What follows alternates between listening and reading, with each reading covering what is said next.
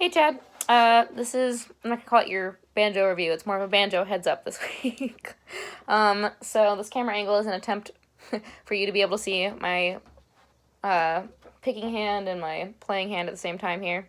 And what we're gonna kind of go through today is how to fit the melody into the bum ditty. So our melody, as you kind of asked about last week, is made up of quarter notes and eighth notes. One bum ditty gets a quarter note, which is why we can do that scale exercise that we've been working on with a full bum ditty in between each note. These are all quarter notes. Bum, ditty, bum, ditty, bum, ditty, bum, ditty, bum, ditty, bum.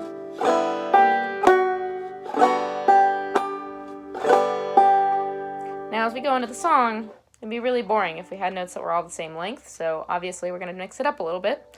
But that does mean that we have to kind of work out how that fits into the bum ditty. So, like we talked about, this first note is longer. It's a quarter note, so it's going to get a whole bum ditty to itself. When we get down a little bit, some of these faster notes are faster, and they have to be fit into one bum ditty. If you play it by yourself, you can hear that this part's a little faster. So this one gets its own. This one kind of shares. So I'm going to go through this really slow.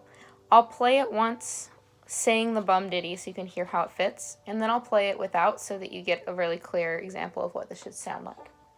So, fitting in the bum ditties. Here we go. Bum, ditty, bum, ditty, bum, ditty, bum, ditty, bum, ditty, bum, ditty, bum, ditty, bum. And one more time. Bum, ditty, bum, ditty, bum, ditty, bum, ditty,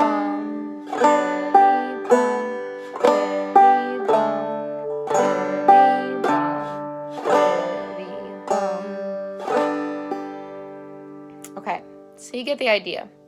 And you'll see that even I trip over this sometimes, because this is kind of one of those you have to know the rules to break it sort of things. So it's been so long since I've done it this strictly that you'll see that when I'm playing without really being conscious about it, I won't necessarily rake on every D.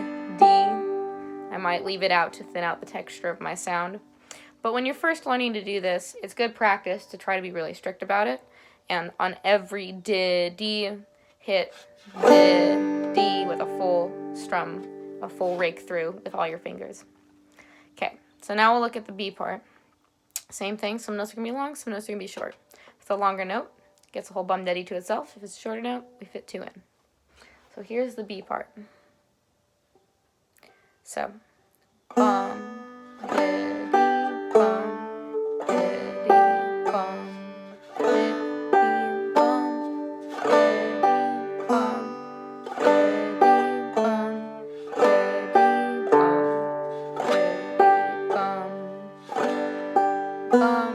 ditty, bum,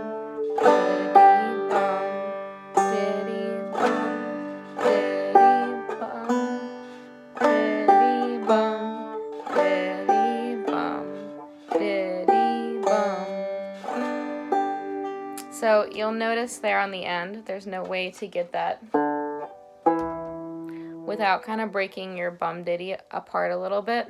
I mean, you can do a full rake on that. Bum, bum, bum, bum, ditty.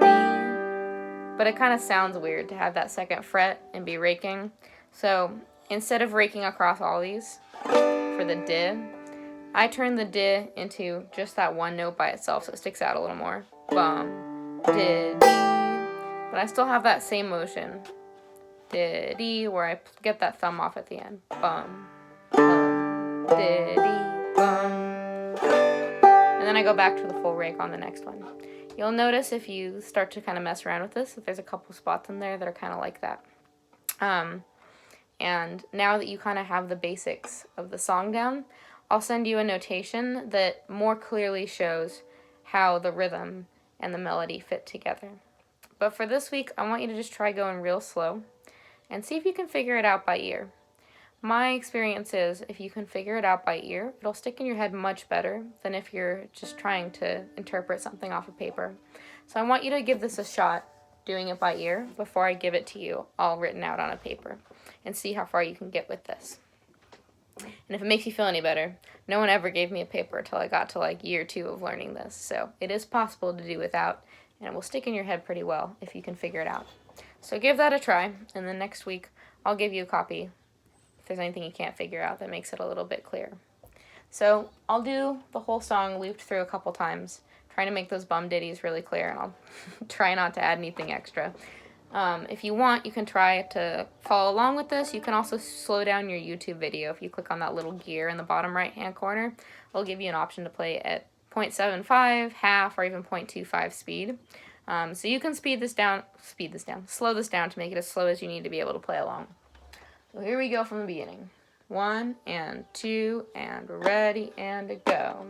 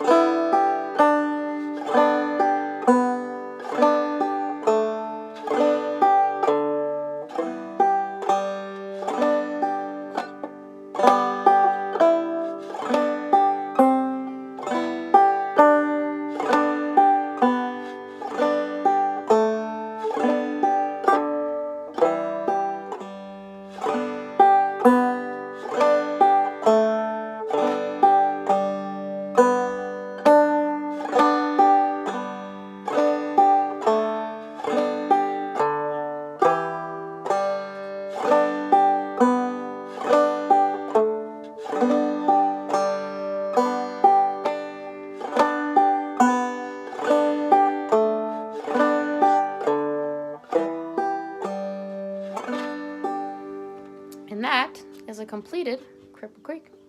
So, happy practicing. Don't beat yourself up over it too much. These first couple of songs are going to be a hurdle.